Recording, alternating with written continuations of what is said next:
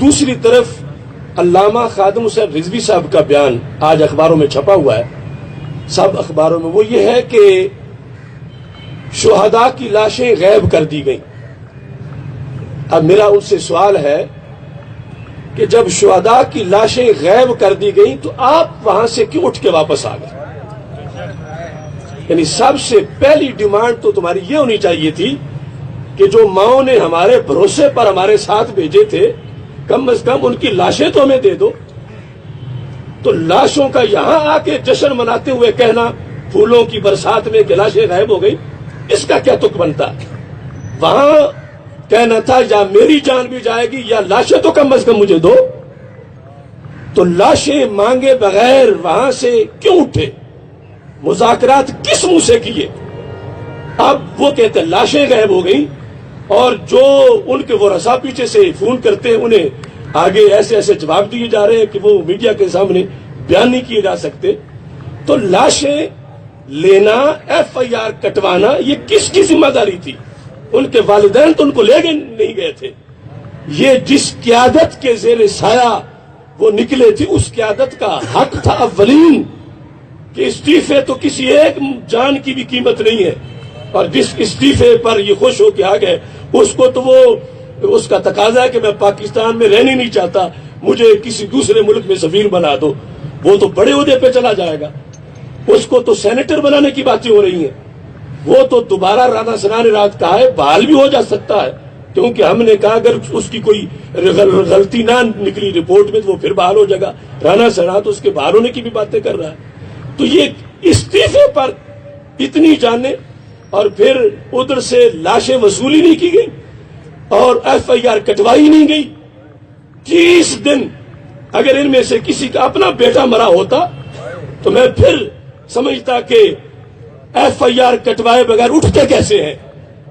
اب جن کے بیٹے گمنام راہوں میں شہید ہو گئے ان کو کہا جا رہا ہے کہ 30 دنوں کے بعد جا کر ایف آئی آر کٹے گی، یعنی ایف آئی آر نہیں، بورڈ تشکیل دے گا جو کاروائی کرے گا۔ ایف آئی آر تو پھر بھی بڑی دور کی بات ہے۔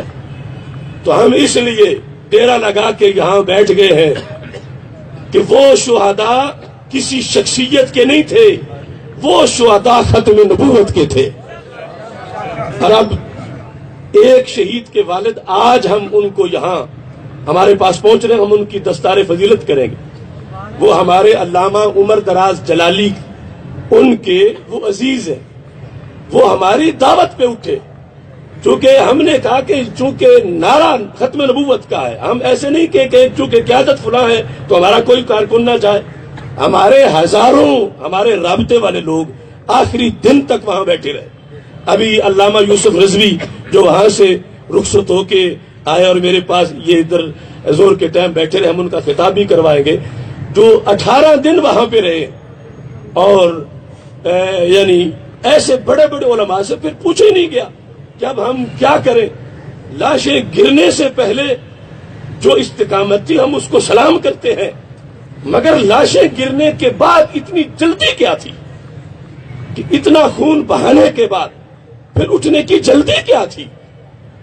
اور اس سے یعنی سارے کاز کے لحاظ سے، اور پھر جو گرفتار لوگ ہیں، آج کی خبر جو چھپے گی کل اخباروں میں، ابھی میرا وہاں رابطہ ہوا راولپنڈی میں، انہوں نے کہا کہ جتنے بھی ایف آئی آریں کٹی ہوئی تھیں سب ختم نہیں کی گئی، سب سیل کر دی گئی ہیں۔ اڈیالہ جیل میں جو ہے جو جہاں ہے انہیں رہائی نہیں ملے گی، کیونکہ ان کی ایف آئی آریں سیل کر دی گئی ہیں، اور الٹا انہوں نے کچھ نئے مقدمات بھی بنائے ہیں مولانا خادم حسین صاحب پر، دیگر قائدین پر۔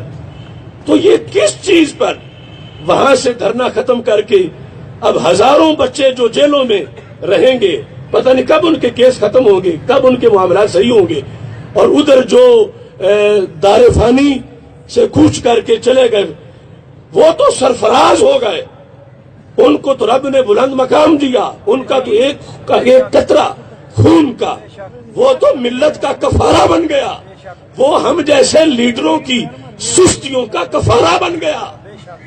لیکن آخر وہ بھی تو ماؤں کے بیٹے ہیں، کیا انہیں ہم نے صرف شہادت کے فضائل بنا کے چپ کرانا ہے؟ جو ہماری کوتاہی سے جن کی جانیں گئیں قائدین کی کوتاہی سے ان سے پوچھا جائے. حضرت فاروق اعظم رضی اللہ تعالیٰ عنہ سے جب بحری جنگ کے بارے میں پوچھا گیا تھا کہ کیا بحری جنگ کریں، چونکہ پہلے ہمارے آقا علیہ السلام کے زمانے میں بری جنگیں تھیں، آپ نے کہا بحری جنگ. حضرت امیر معاویہ رضی اللہ تعالیٰ نے سروے کروایا کہ سمندروں کی صورتحال کیا ہے. انہوں نے رپورٹ یہ آئی کہ ایسے ایسے سمندر رستے میں حائل ہیں، اگر موجیں رکی ہوں تو ایسا سناٹا طاری ہوتا ہے کہ بندے کا ذہن مفلوج ہو جائے، اتنی ہیبت ہوتی ہے. اور موجیں تیز ہوں تو پھر کشتیاں الٹ جانے کا خطرہ ہے. تو حضرت فاروق اعظم کو کہا قبرص بڑا قیمتی علاقہ ہے، اس کو فتح کریں. فرمایا نہیں، میرے نزدیک ایک فوجی کی جان دنیا بھر کے خزانوں سے زیادہ قیمتی ہے. لہذا میں ایسے حالات میں جہاد اسلامی کے لیے اپنی فوج نہیں سمندر میں ڈالوں گا، کشتیوں پہ بٹھا کے. دور عثمان غنی میں پھر پہلا بحری جہاد ہوا، جب مزید ٹیکنالوجی آگے بڑھ گئی اور خطرات کم ہوئے، تب جا کر یعنی یہ قیادت کا حق ہے کہ وہ سوچے کہ میرے اوپر جن کی ذمہ داری ہے میں انہیں کہاں لے جا رہا ہوں.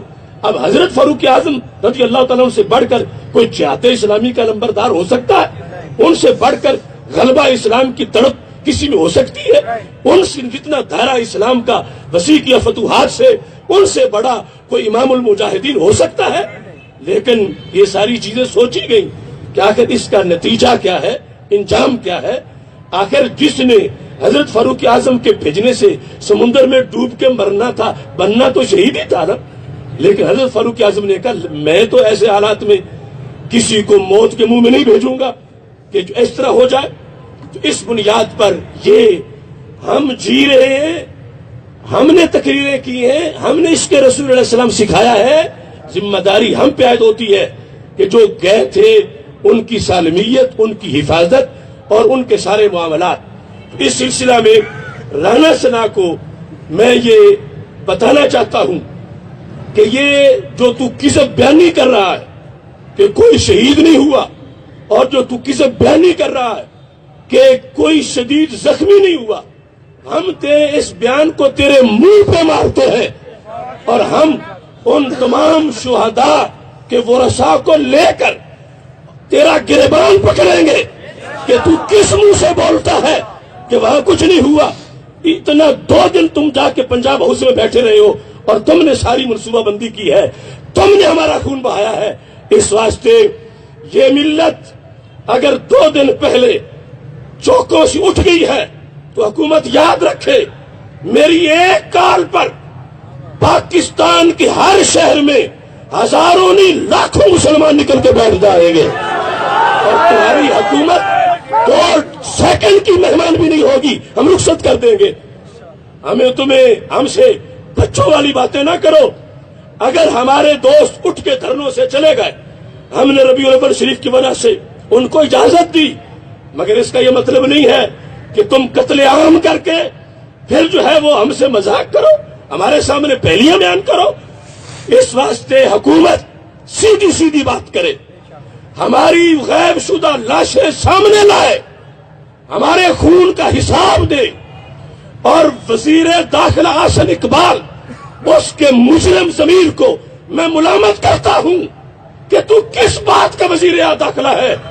تیرے ملک میں کربلا برپا ہوئی، تو کیوں نہیں بول رہا کہ کتنے لوگ شہید ہوئے؟ کس کام کے لیے ہیں تمہارے ادارے؟ کس کام کے لیے ہیں تمہارے مختلف شعبوں کے ملازم؟ لہذا ہمیں تعداد چاہیے، اور ہم خود ایک لسٹ مرتب کر کے خود بھی، لیکن ان کی ڈیوٹی ہے یہ کس بنیاد پر وزارت داخلہ کے بیٹھ کر یہ سیر سپاٹے کر رہے ہیں، یاشیاں کر رہے ہیں، اور ادھر خون بہ رہا ہے اور ان کو خبر نہیں. اور یہ میں کہتا ہوں کیا تماشا ہے کہ جس کے ہاتھ میں میزان ہے وہ منافع گن رہا ہے، تولتا کچھ بھی نہیں. وہ شاید خاکان بے زبان، وہ کبھی جاتی عمرہ بھی اور کبھی کہیں چکر لگا رہا ہے. تمہیں خبر نہیں کہ تم کس قوم کے وزیر اعظم ہو. یاد رکھو ایسے شعلے بھی اٹھ سکتے ہیں جو ہمارے بجھانے سے بھی نہیں بجھیں گے. اگر چوکوں میں تمہاری کھالیں لوگوں نے اتار دی تو ہمیں نہ کہنا، ہم کسی کو نہیں بھیجیں گے مگر جن کے بچے واپس نہیں گئے اور جنہیں تم بتا بھی نہیں رہے، وہ خون تو بولتا ہے اور پھر اتنا